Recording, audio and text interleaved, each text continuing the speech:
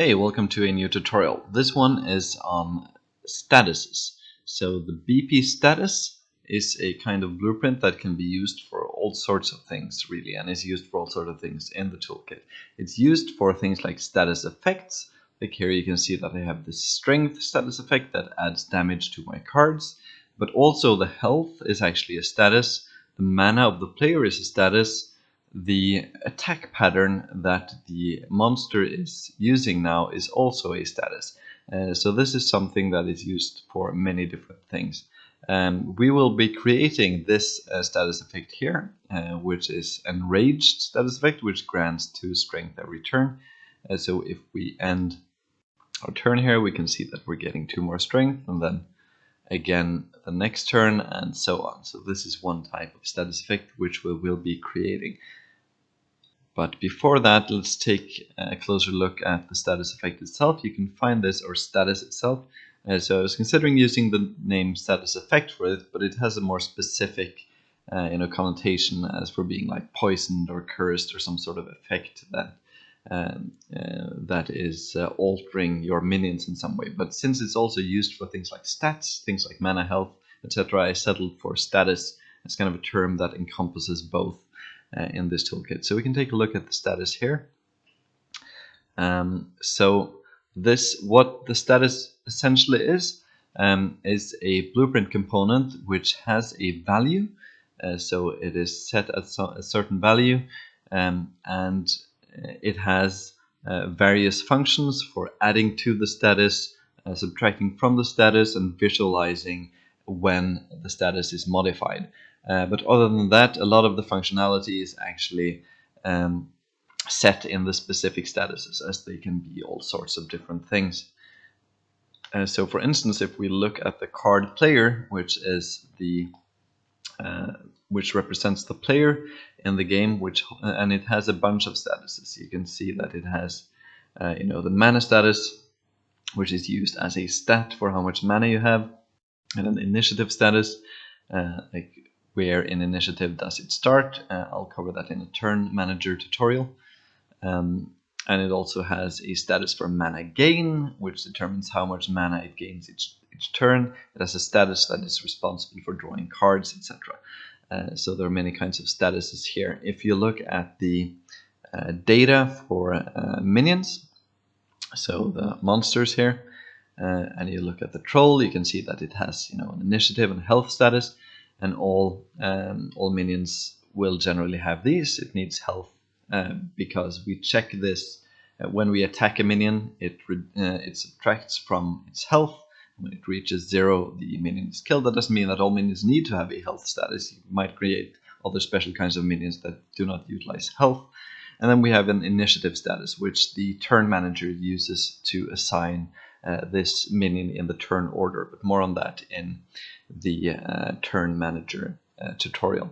Also, other minions might have special statuses. For instance, this spider here has the skittish status, which has it so that the first time it takes damage each turn, it gets another status. It gets the fear status.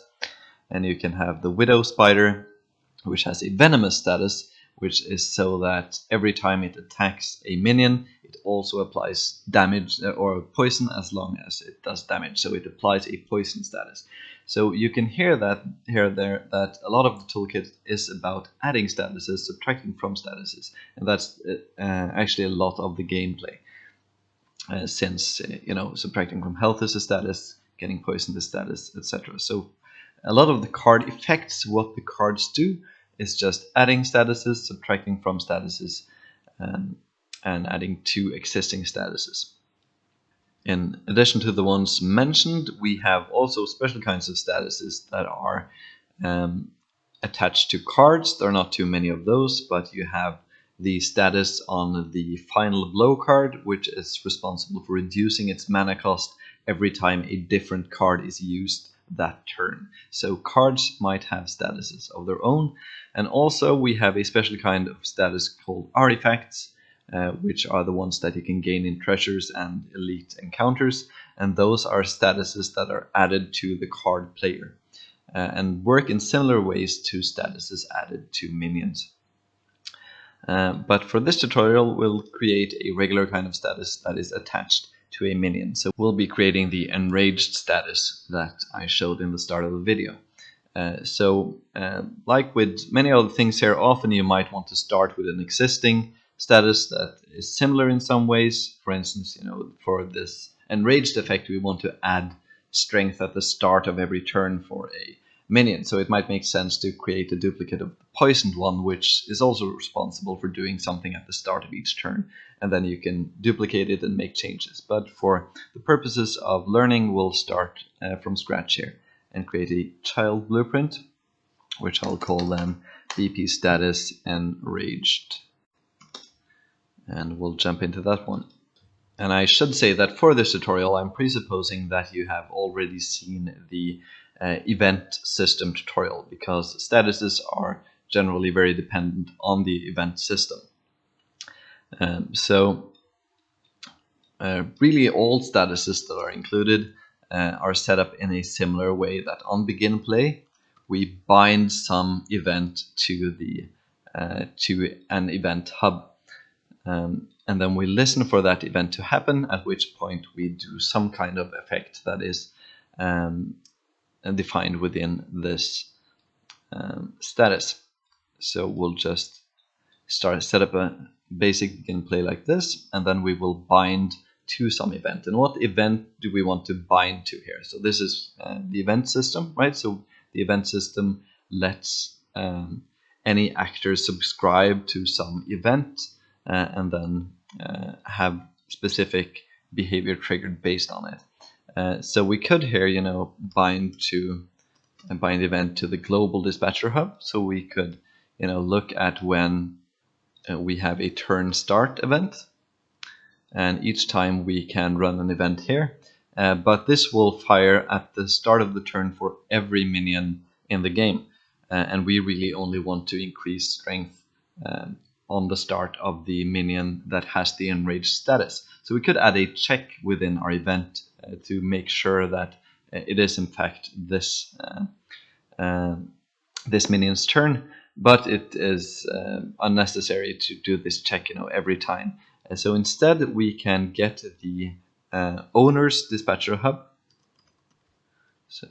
And we have a special function for this here, and now we are accessing the dispatcher hub component of the owner, which is the minion that has this component. So all minions have their own dispatcher hub specific for that minion.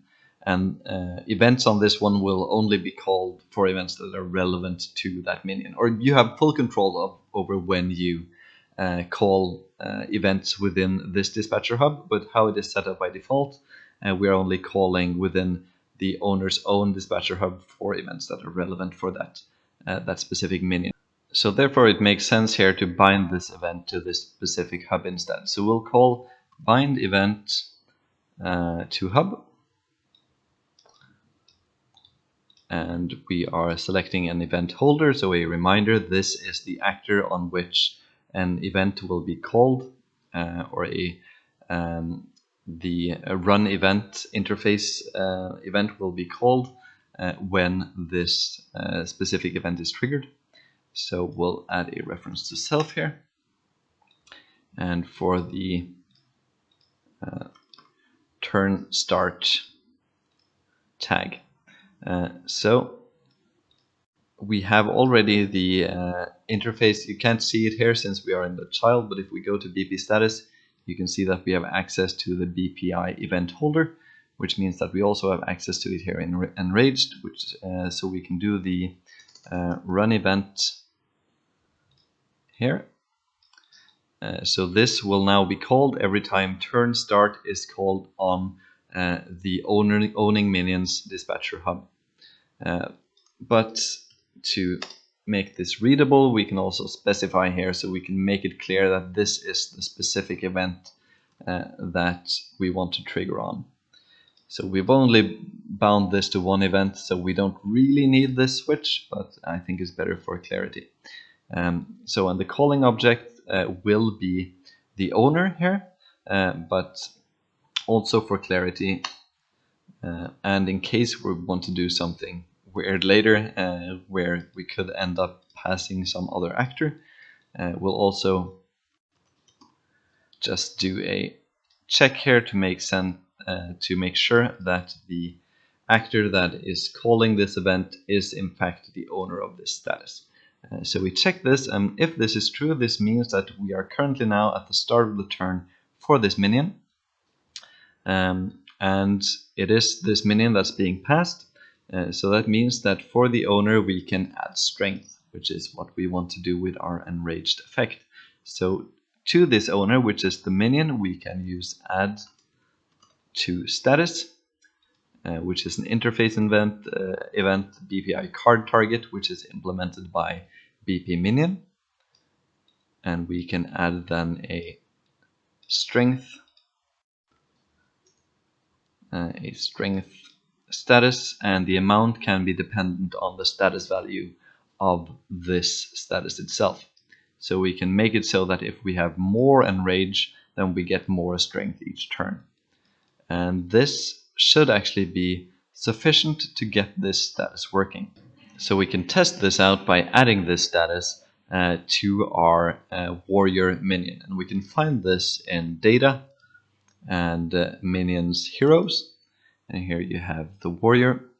And for this we can add a new status and add our enraged status. And let's put it at a value of 3, say. And when we now hit play, we actually see nothing at first, and I'll explain why shortly. We also see no number, and we'll go back to this. But when we end the turn, we see that we are gaining strength. And again, the next turn we are gaining strength, and now our smites do 6 more damage than their default 9. So our status is working, but we still might want to make some adjustments to this. So first let's work on the visuals here, because this doesn't tell anything to the player about this status. So let's remedy that. So you can change the visuals of a status within the status. So we can go here to status enraged. And a few things. So icon, that's pretty self-explanatory. We can change it to something else. I haven't imported any custom icon for this, but we can use the same strength icon and just have a different tint. So we can go to the tint here and we can change it to, say, red instead. And we want to change the friendly name of this so that we can identify the status. And we want to add some new tooltips, but we'll have to create a new one for this, so we'll get to that next. We also want to be able to show the number that shows the amount of enraged we currently have. So we go to text alignment and we set the text alignment to then bottom right, which is where those numbers are generally displayed. So now if we hit play, you can see we got this red strength icon here, and we have the number which displays the amount we have of this particular status. But we want to add some tooltips so the player can understand what this is when it's hovered over. So let's do that next.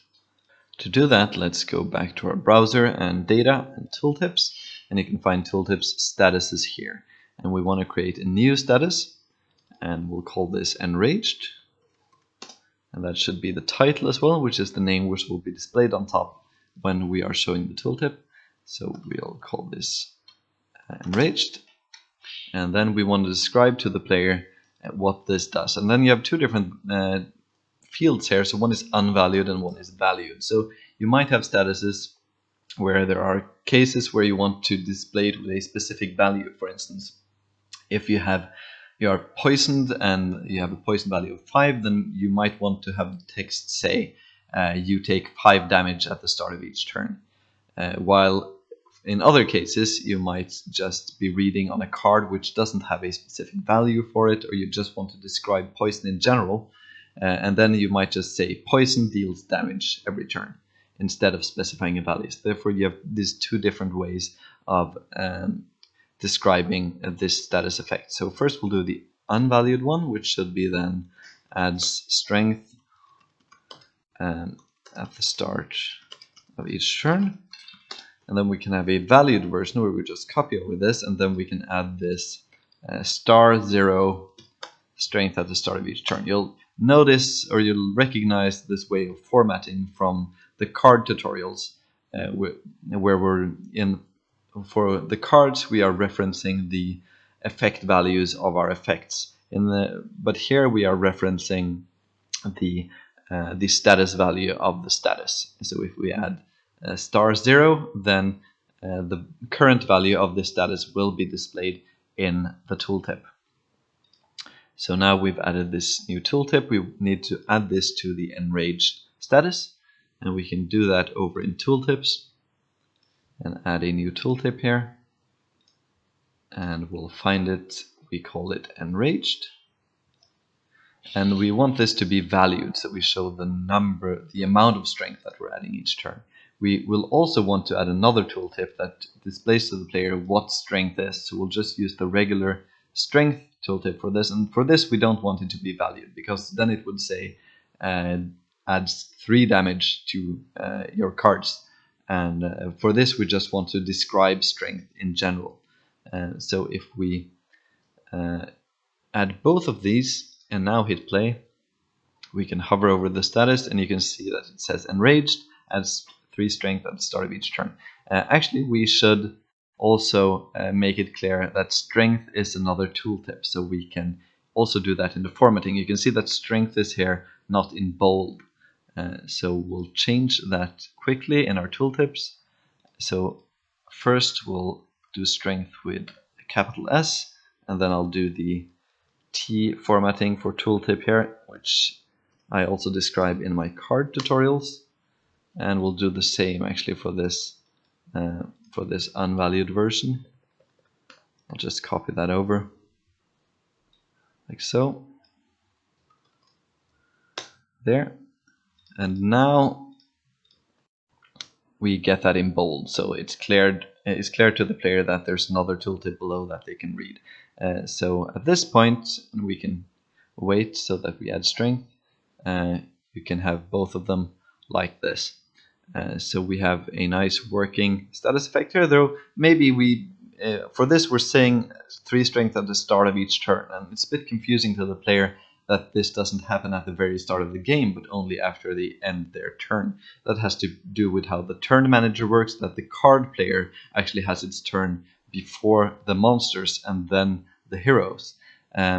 So we'll need to add some changes to this enraged status in order to have it add this strength also at the very start of the game, which might make more sense to the player. So let's do that next. So for that, let's go back to our enraged status, and we want to also trigger an effect at the start of the game.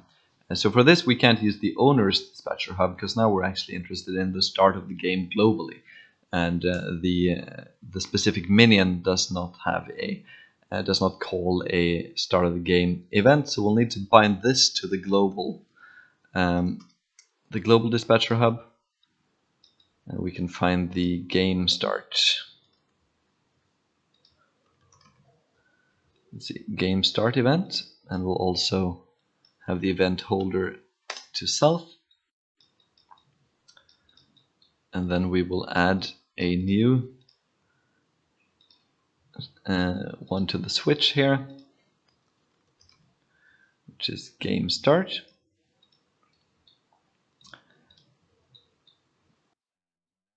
And here we don't need to check the calling object or anything like that. We'll just skip past this and just add the status to the owner directly. At the start of the game, we're adding strength to this status's owner, and that's as simple as it gets, really. So when we now hit play, we should get strength at the start of the game and every turn after that. So that's the basic of how you set up a new status. And like I said, there are different kinds of statuses, and they work in similar ways. I can just show some of them to give an idea. Actually, the Luchador mask artifact is very similar to what we made now, in that it adds strength to the hero at the start of the game. You can see how it works here. It's also binding to the global dispatcher hub on the turn start event.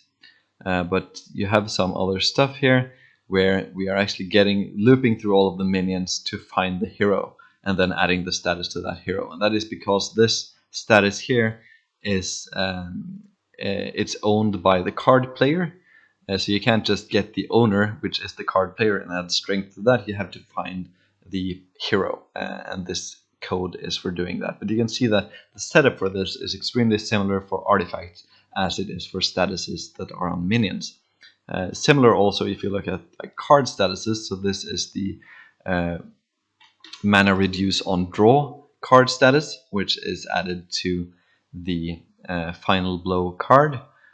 And this is a bit more complicated, but the principle is similar. That you can see here that whenever you play a card, we are storing how much mana reduction we have on this card, and then we are modifying that card's use costs. And also when the card is discarded or a new turn is starting, then we're setting the amount of modification back to 0. So the mana cost is no longer modified. So this is a somewhat more complicated example of a status which is added to a card. And you can add statuses to cards in the data table for cards. And you can see here that you can add starting statuses to a specific card if you need status effects on specific cards.